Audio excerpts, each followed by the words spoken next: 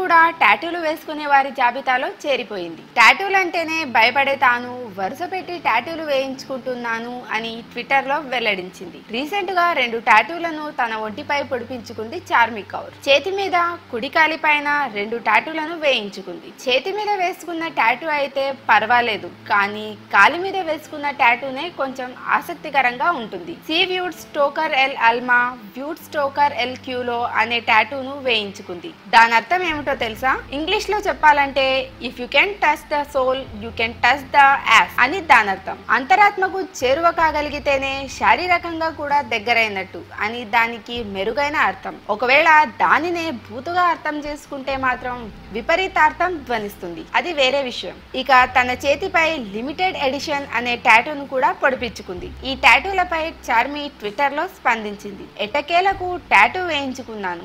నా తొలి టాటూని వేయించుకోవడం పూర్తి కాకుండానే రెండో దానికి సిద్ధమైపోయాను. టాటూలకు అడిక్ట్ అయిపోయా. చాలా స్వేచ్ఛగా అనిపిస్తోంది. టాటూలంటే భయం పోయింది అని ట్వీట్ చేసింది.